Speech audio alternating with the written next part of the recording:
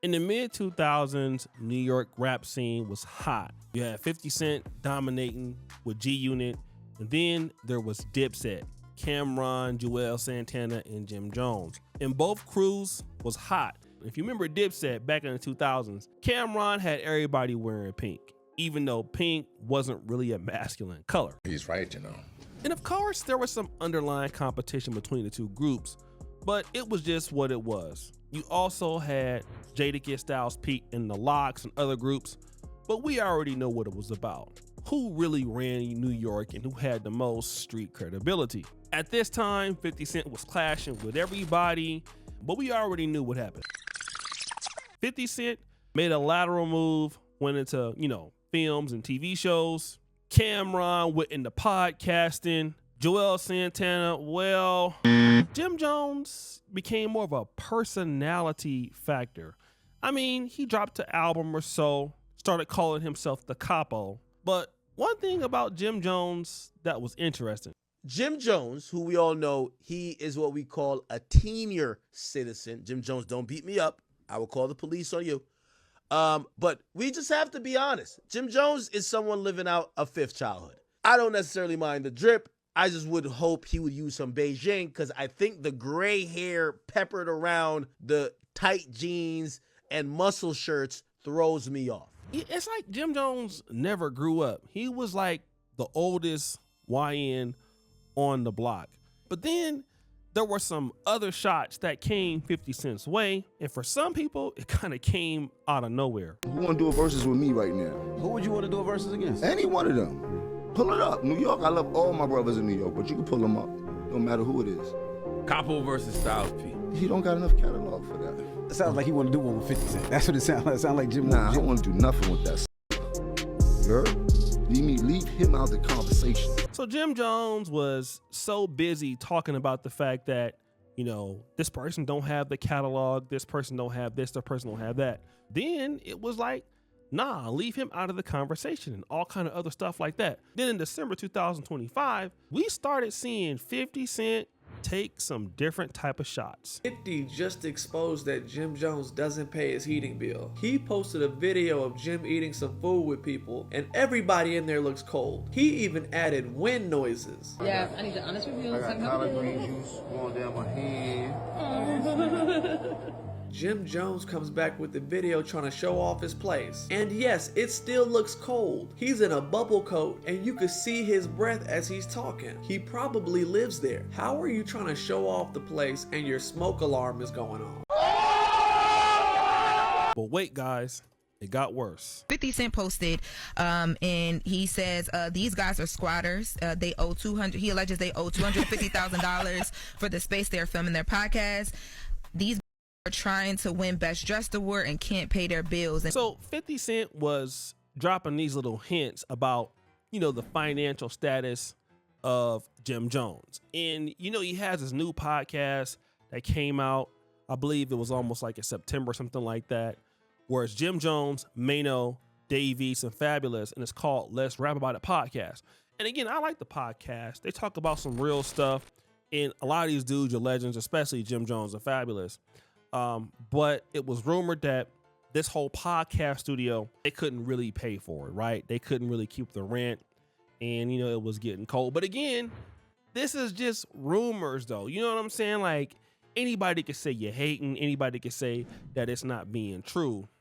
Until we heard this. When you get signed, the label is like a bank. You are on a loan. The money that you get in the deal, you have to pay that money back selling your music. And that $1 million that they give you is typically meant to be spent on making the album. So that's Breakfast Club talking about it. And this is around the same time. So they only been on a podcast not even that long, and they're already having issues, allegedly, paying the bills. Now, this is when things get a little interesting, because on February 19th, you see this particular video of Jim Jones, walking into what it looks like as an apartment studio, and he can't get in to this apartment. Then there is an eviction notice on there. That's his name, Joseph Jones. The podcast is in his name, and now everybody's making fun of it, and 50 Cent is making fun of him. And this is the post that 50 Cent made. He said on Instagram, damn, bro, this wouldn't happen if we was friends. Want to be friends? I don't know. Let's rap about it. Now, remember, their podcast is called Let's Rap About It. And that makes it all the way bad because you guys get evicted on this podcast and you got dudes on the podcast that's like legendary rappers. I mean, may know, not know Punk. I love Dave East, to be honest. He got some good stuff.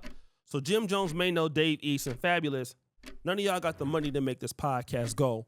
And again, with you guys being in the industry, you probably got to understand that you're getting some kind of funding for this podcast. You probably got some level of sponsors on this podcast, and you guys can't really shoot the podcast. Now, Jim Jones, he would respond with the Kung Fu Jim No Lock Doors LOL post, which is corny in its own right. But all of this is really about, you know, the financial health of these so-called rappers, right? And a lot of people really think that these rappers have a lot of money, that these rappers are doing very well. But the reality is, when it comes to entertainers, gave $100,000 to damn near 100 people. Right. And nobody don't even know what to do with it, the next step to do with it. Only thing they know how to do is spend it. Only thing I knew how to do is spend it or buy some drugs. The reality is that most of these guys who have these legendary names, you know, in the music industry, in the rap industry, especially if they've been out for a long time, a lot of these guys have not been able to transition. Like 50 Cent has transitioned, like, you know, T.I. has transitioned. I mean, they have a name in the industry, but after a while, you know, you stop getting free stuff. After a while, you got to go out there and impress people. And so that's when your business savvy has to come on. You know, you got to invest your money. You can't be just having all the jewels. You can't be immature like Jim Jones at 49, still dressing like you're 20 and acting like you're 20. Because what does that do? That gets your ass kicked out and evicted. This happens a lot, family, to be honest, and I'm going to be real. DJ Academic said it the best. He said, listen, I'm going to have more money than all you rappers because I get paid a lot of money just talking about you rappers, and it doesn't really matter, you know, because you guys fall in and fall off, so I'm always going to get paid. And I can probably attest to that. You know, just covering celebrities every day probably can get somebody like me more money steadily than celebrities. Because the thing about, you know, these guys here, if they don't have an album and they got to get fronted, you know, this money, like Lizzo was saying, you know, that money may last here and there. Brand deals may last here and there. You know, brands, you know, they can only spend money a certain amount of time. You have to also create your own money. And then that means that you got to actually be good in business. You got to have good business partners. You got to deliver on what you say you're going to deliver. For many guys, that's really hard, right? Because, you know, just getting money and getting a check and then buying whatever you want and then satisfying a customer base year in and year out and working the business every day. And some people can do it when they have the right folks, like Shaquille O'Neal. Some people like Rick Ross.